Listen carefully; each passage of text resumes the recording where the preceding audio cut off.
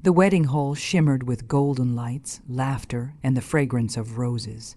I, Salma, stood at the edge of the stage, my eyes fixed on my son Haris, my pride, my life, my only child. He looked radiant in his cream sherwani, smiling like the world belonged to him, and beside him stood his bride Mina, a vision of beauty in red and gold. Her smile was gentle, her voice soft, and her manners flawless. Everyone who met her said the same thing: "Salma, your daughter-in-law is an angel," and I believed them.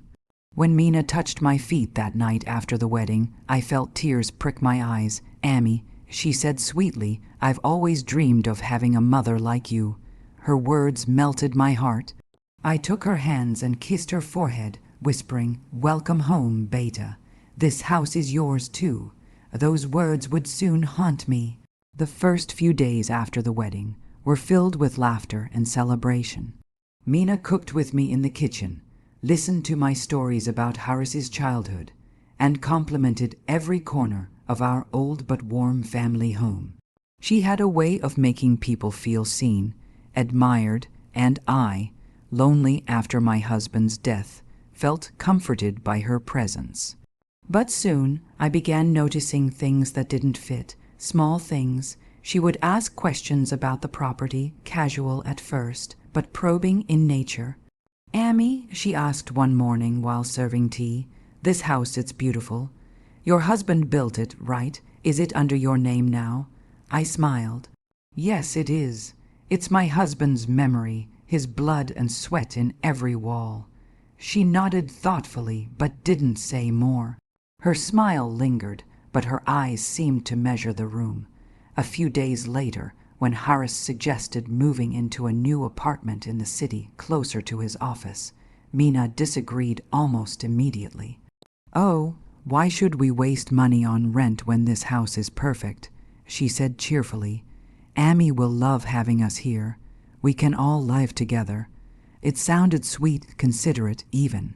I wanted to believe she meant it, but something in her tone felt rehearsed, like she had already planned every word. Still, I agreed. I loved having my son close, and I didn't want to question his wife's intentions so soon. At first, things went smoothly.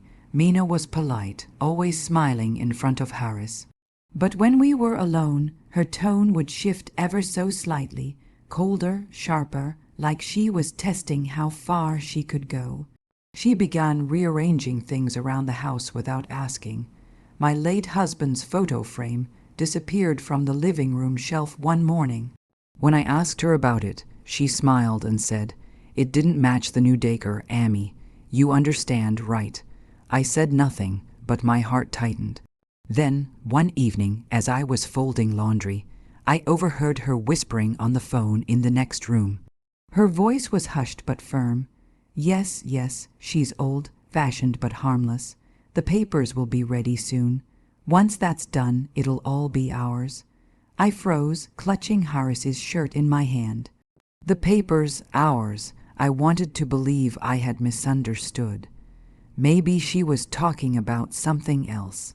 Maybe my ears were playing tricks on me, but something deep inside me stirred, an uneasy whisper that said, "Salma, be careful." When I confronted her lightly the next morning, she laughed, brushing it off. "Oh, Ammi, you worry too much.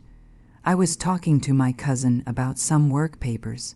Her smile was wide, her tone playful, but her eyes didn't flinch.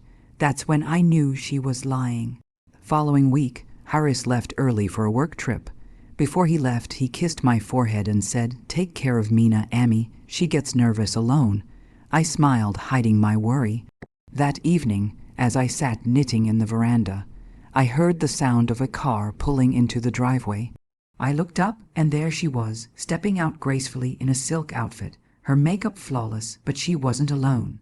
A man in a gray suit followed her, carrying a leather briefcase. Mina smiled when she saw me. "Ammi, I have a little surprise for you." My heart sank as the man opened his briefcase and took out some papers. His expression was professional, detached. "Madame," he said politely, If you could just sign these documents, we can finalize the transfer today. I stared at Mina. Transfer? What transfer? She smiled sweetly, her tone dripping with fake affection. Oh, Amy, don't look so shocked. Harris told me you planned to gift us the house as part of our wedding. I just brought the notary so we can do it properly. My blood ran cold. The smile on her face was still there, gentle, charming, deceitful. That was the moment my world shifted. The warmth I had felt for her turned to ice, and though my heart broke silently inside my chest, I smiled back. Because even in that moment of betrayal, I knew she had just started a game she would never win. The air in the living room felt heavy, as though the walls themselves were holding their breath. The man in the gray suit, the notary, placed the documents on the coffee table. Mina stood beside him, her face glowing with a polite smile, but her eyes gleamed with quiet triumph. Here, Amy, she said, sliding the pen toward me. Just your signature, and everything will be simple and legal. I stared at the papers, long lines of text, official seals, and my name printed neatly at the top. Transfer of property. For a moment my hands trembled. My husband's house. The home he had built brick by brick, where Harris had taken his first steps, where every wall whispered our family story, and this girl wanted to take it all. Mina, I said softly, what is this nonsense? I never said I'd give you the house. Her smile faltered just slightly. Then she laughed lightly, as if I were a confused old woman. Amy, maybe you forgot. Harris told me you wanted to gift it to us so we could start our new life together. Why make it complicated? The notary shifted uncomfortably, sensing tension. Madame, he said to me politely, this is a simple transfer. If you're ready, we can proceed. My voice tightened. No, I won't sign anything. Mina's expression changed then, just for a second, from sweetness to steel. Her tone cooled. Amy, don't make this difficult. Harris and I are family now. You'll live here anyway. The only thing that changes is the paperwork. I rose from my chair slowly, keeping my dignity even as my heart pounded. I said no. She pressed her lips together, her eyes narrowing. You'll regret this, Amy. Harris won't be happy when he finds out you refused his gift. That cut deep. My son, my only son, would he believe me or her? The notary hesitated, closing his briefcase. Perhaps I should come another time. He murmured, sensing the storm brewing. Mina shot him an irritated glance, but he quickly left. The door clicked shut, leaving the two of us in thick silence. Mina turned to me, her fake smile gone. You don't understand, do you? Harris loves me. He'll always choose me. If you want peace in this house, you'll do as I say. Her words stung, but I didn't respond. I simply looked at her, really looked, and for the first time saw the truth behind that perfect face. She wasn't a daughter-in-law. She was a stranger wearing kindness like a mask. That night, I didn't sleep. I sat by the window, the moonlight spilling across my lap, thinking about every memory this house held. My husband's laughter, Harris's childhood toys still kept in a box, the evenings spent planting roses in the garden. I wasn't just losing a house. I was losing my history. The next morning, I called Harris. My voice trembled as I told him what happened. There was a pause on the line, then he sighed. Amy, Mina said you misunderstood.